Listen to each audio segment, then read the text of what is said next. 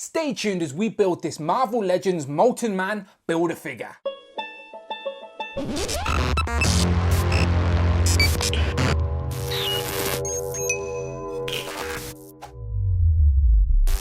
Pow and welcome back to the channel, Dan Who Reviews. As always, my name is Dan W. Make sure you are following me on Instagram at It's Dan Who. And today, as you can see, we have all of the pieces you need to build the Marvel Legends Molten Man Build-a-Figure from the brand new Spider-Man Far From Home wave. And this is an interesting figure. Obviously, we haven't seen the film yet, but it is a character representation from the Spider-Man Far From Home movie. I'm sure when people see the film, they'll have a little bit more connection to the character and they might appreciate this Build-a-Figure a little bit more. But for now, it's getting mixed reviews online as it looks like a melted turd. But we shall build it myself and I'll find out what I think and give you my opinions. But if you want to build this, you will need to get all of the pieces you see on the table. And to do that, you will need to buy.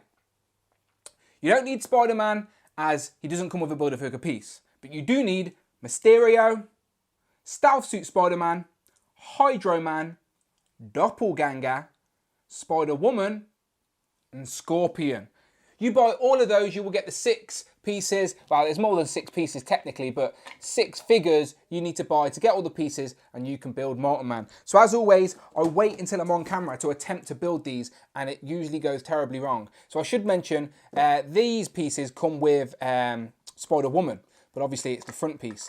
And I just want to mention real quick, you can see how it's quite translucent there. And if I hold it up, you can see the orange light shining through. So what I've seen people do online is actually customize it and put a light in this chest piece. So if you have one of these like little reading lamps, those little tiny lamps, you can actually unscrew it. You can pull out the light. Let's move that to the side. So now I've got like a tiny little USB light that actually lights up a little bit. And if you wanted to, you could Dremel a hole maybe for the switch. I don't know. But either way, what I'm trying to say is that you can turn it on if it stays on for me. But it won't stay on now. The batteries are buggered. There you go, stay on. Right, so it goes in there and then you can plug the pieces on and then you can see that if some decent light was in there, again, it's not working very well because of my lights on, but again, if some decent lights were in the chest, you can see it actually does light up quite well and it works for the Molten Man sort of figure. Again, my lighting's probably not great. Probably not giving you the gist of the effect, but point remains valid. If you can do some customizing and you can get some sort of lights inside this hollow chest, this guy will definitely stand out a lot better on your shelf. So I may actually try and do that. And if I do try and do that, Dremel a hole, maybe put it through, and then I'll have a switch, paint the switch. Maybe I'll do that and I'll do a custom video. But until then, let's just build him as is. So that's been clipped on now, which I'm sure can be clipped off easily. I think it's on the right way. Head. Where does the head go? Head. I'm assuming it goes this way. I don't even know. I haven't heated anything up, so I'm scared I'm going to break things. I do the arms. Go in. Maybe. Right, I'm assuming everything seems really tight and I feel like I'm going to break something. So as usual, I'm going to pause the camera, build it, and then get back to you. But what I do know is the fat leg goes on the same side as the long arm. That should help. Pow, and here we have Molten Man all built up. Now, I would suggest heating up the joints first as that build was a little bit more awkward because it's hard to tell what pieces go where as he has no real body shape. But I looked at a picture on the back, that helped a little bit. And annoyingly, my torso was the wrong way around. So I actually had to spin that a whole 360, which you can do if you can see there, because his torso is actually in 3 pieces. So I had to spin that 360, put the legs in the right place, and yeah, now his arm is like a kickstand, and you can get his feet flat on the floor, and he's bigger than I thought he was going to be. And yes, he looks like a melted turd, but he looks like an evil villain. He's got some character about him. I've not seen the film yet, so I'm sure once I've seen the film and I know the context of the character and I've seen the set piece, I'll appreciate him even more. But yeah, looking good for a Build-a-Figure, a unique looking character, an elemental, if you will. That's what he's going to be in Far From Home, apparently. But yeah, I like it. It's sort of a goldish colour with the orange coming through all the cracks. So again, with some unique lighting, you can get this to look pretty good. But this is him crouched over, as you can see. He's using his hand as a kickstand, like that.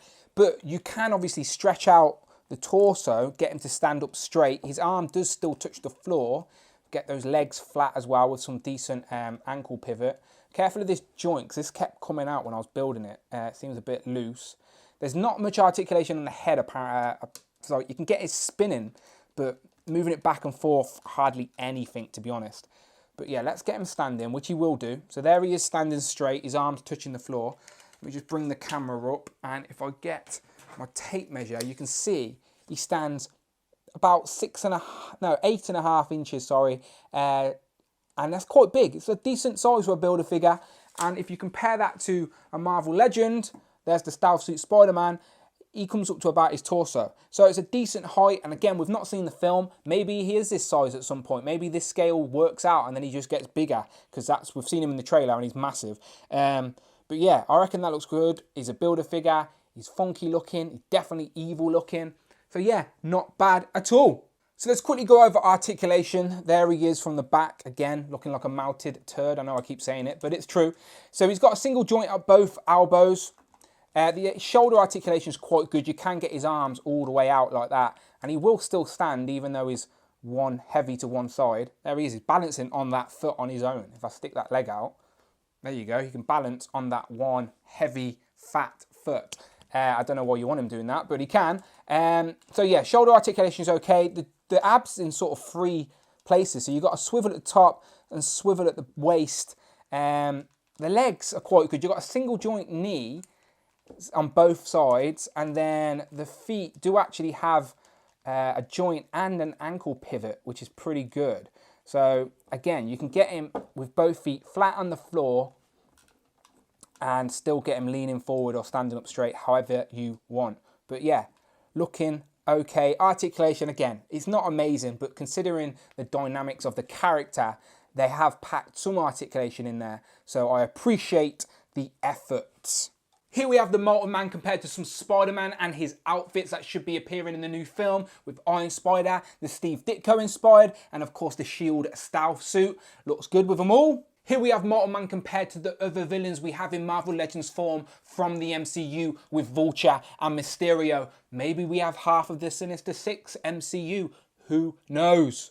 Here we have Molten Man compared to Monster Venom, and this should give you a good idea of scale if you have Monster Venom.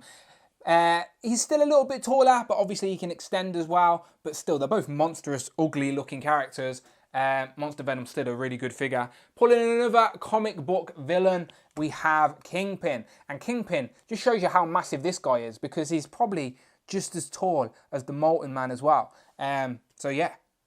And lastly, here he is with another one of his fellow elementals, according to Far From Home, with Hydro Man, obviously part of this same wave. So you need to buy Hydro Man and you need to buy Scorpion if you want to build yourself a Molten Man. And again, I think Hydro Man and Scorpion are definitely my favourite 2 figures of this wave for sure. But yeah. So final thoughts are, as always, Marvel Legends, they are much better when you get them in hand compared to all the pictures you see online. It's all about how you utilize the character and display him on your shelf and how he fits into your own collection. But for me, MCU junkie, I had to have it regardless, and I will definitely find a shelf for him as he looks ugly. My girlfriend will hate this one.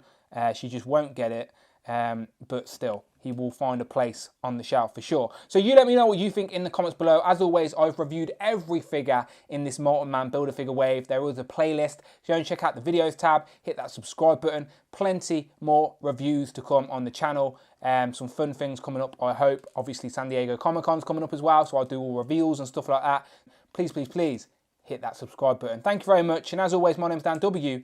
Let me know what you think in the comments below, and I shall see you on the next one.